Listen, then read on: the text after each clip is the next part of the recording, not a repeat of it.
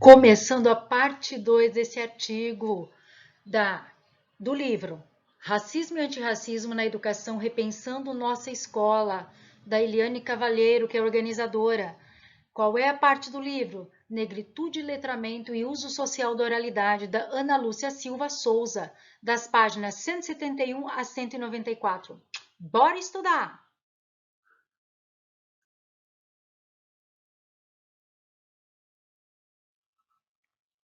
Olha essa parte que a autora coloca para nós. As exigências do compromisso. A escolha dessa última alternativa exige arte e empenho por parte de quem a elege. Exige reconhecer que assumi-la não significa a simples eliminação de todas as alternativas anteriores. Muito pelo contrário, requer voltar-se criticamente a cada uma delas e aprender por quê, até que ponto, quando e principalmente a desmobilizá-las.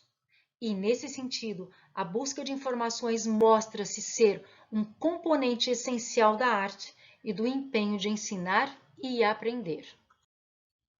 Voltemos a uma das questões anteriormente comentadas. Não dê importância para isso, somos todos iguais. Para explorar essa afirmativa, é condição sine qua non que haja dedicação à revisitação de conceitos fundamentais em diferentes áreas do conhecimento. O domínio das muitas variáveis que podem estar presentes numa só questão favorece ações mais consistentes e representa um dos caminhos para repensar planejamentos e conferir maior espaço para assuntos tidos como polêmicos e, por isso, mesmo muitas vezes relegados. O exercício será bem mais interessante caso o professor o faça com seus alunos, mostrando inclusive suas descobertas. A complexidade que reveste essa alternativa, num bom começo de conversa, pode questionar a afirmação de que todos somos iguais, discutindo o conceito de cidadania. Do ponto de vista puramente jurídico, uma de suas dimensões de análise pode ser que, num primeiro momento, a noção de igualdade apareça como uma verdade. Mesmo assim, o professor precisa de mais conhecimento, pois a expressão "e que lei que nada, isso aqui no Brasil não funciona", será fatalmente pronunciada.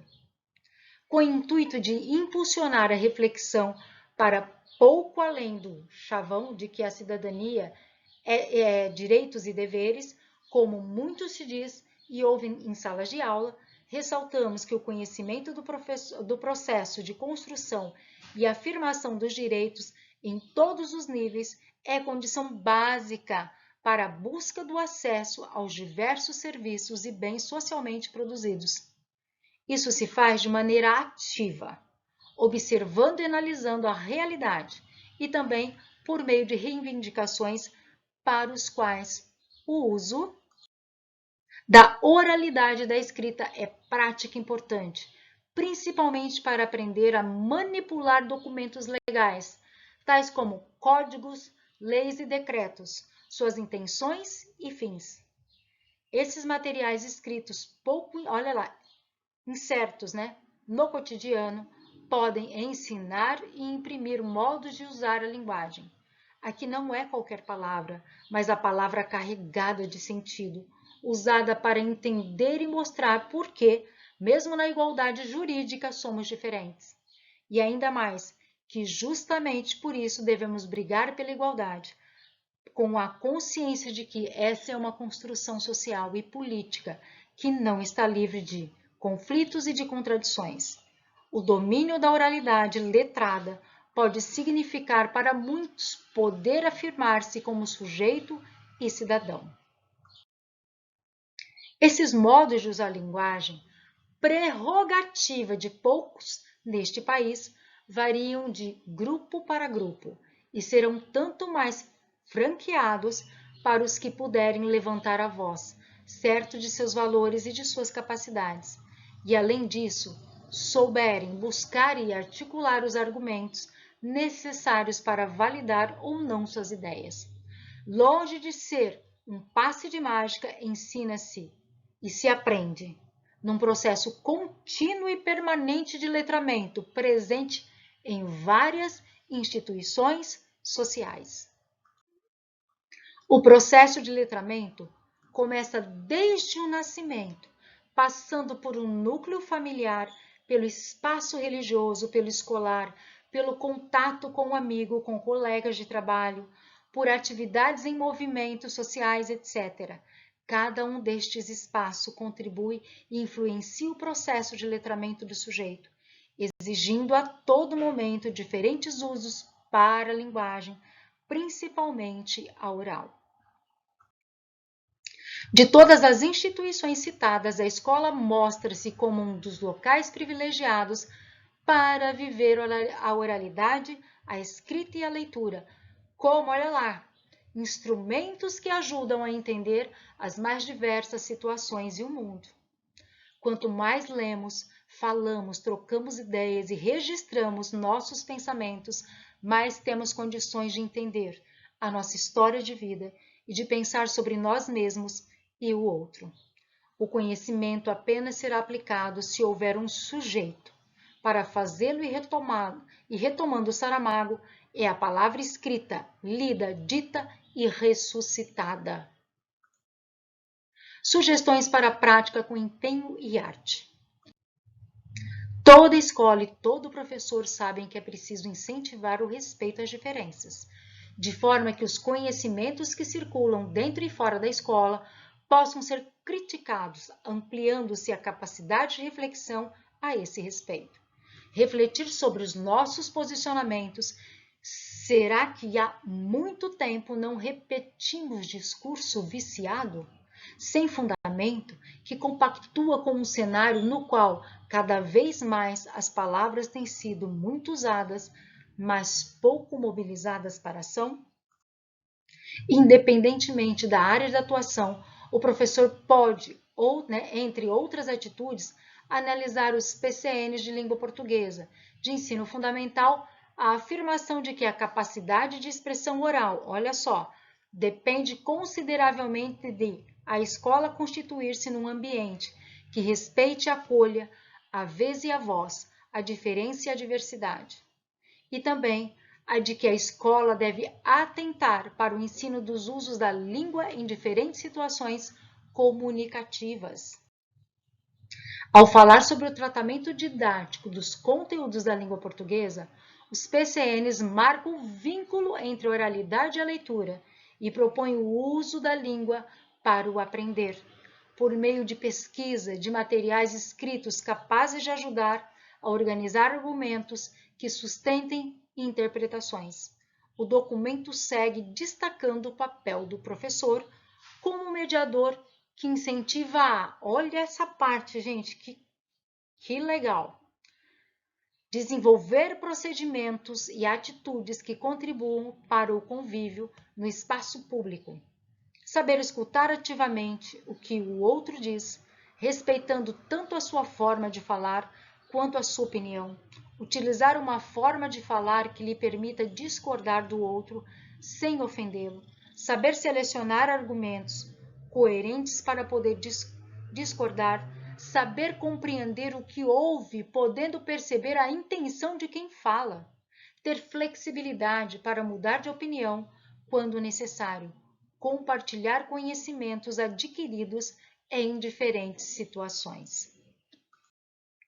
Assim, as práticas educativas precisam garantir, entre outros pontos, que o aluno seja capaz de, olha o que o aluno tem que conseguir, utilizar linguagem oral com eficácia, começando a adequá-la, olha lá, a intenções e situações comunicativas que requeiram o domínio de registros formais, o planejamento prévio do discurso, a coerência na defesa de pontos de vista e na apresentação de argumentos, o uso de procedimentos de negociação, de acordos necessários ou possíveis. Obviamente, estas recomendações estendem-se para todos os professores, independentemente da disciplina que lecionam. Proponho que o professor continue o exercício. Volte à cena aqui, apresentada, bem como a cada uma das alternativas e em seu cotidiano. 1. Olhe muito bem para o movimento da sala e para outras tantas situações à sua volta, tornando-as riquíssimas oportunidades para ensinar e para aprender. 2. Ainda que tenham acesso a recursos pedagógicos, dos quais, olha lá, elementares, aos mais sofisticados, busque potencializar o uso da oralidade letrada, estabelecendo vínculos com a linguagem escrita. 3. Valorize as informações que fazem parte da cultura de cada grupo, dispondo-se a acolher depoimentos pessoais.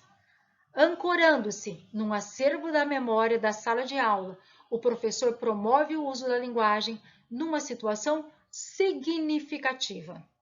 4.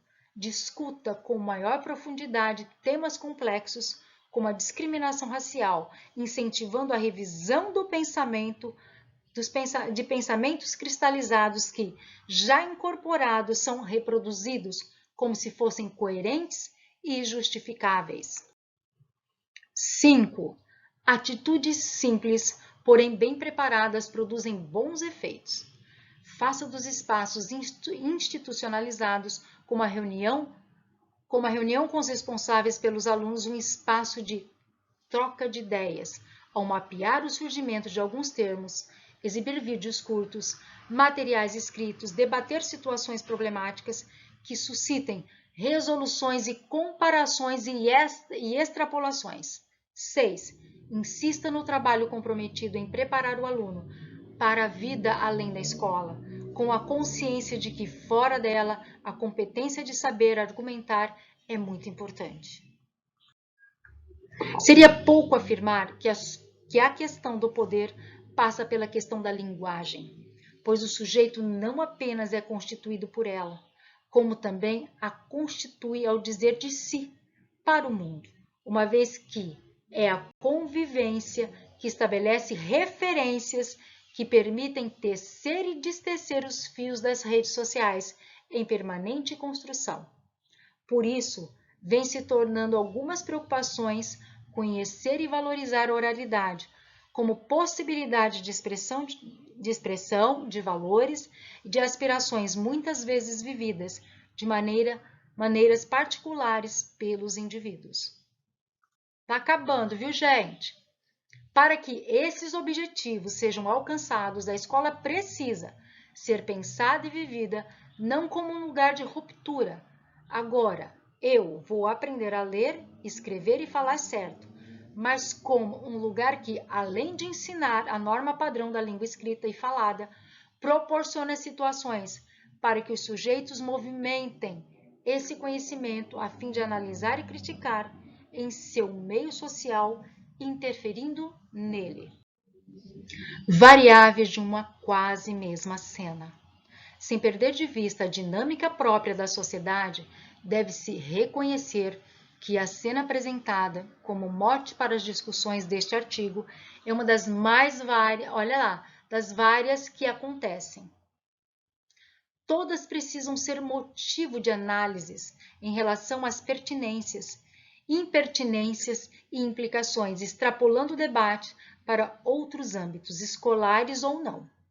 É fundamental refletir sobre o que ocorre em outros espaços para que a criança e o adolescente redescubram sua cultura, reinventem tradições, muitas vezes oculta em meio a tantas situações desfavoráveis ao aumento da autoestima. As soluções podem ser as mais criativas, desde que não se perca de vista que uma sociedade que se diz democrática deve possibilitar de fato o exercício da cidadania em todos os seus aspectos.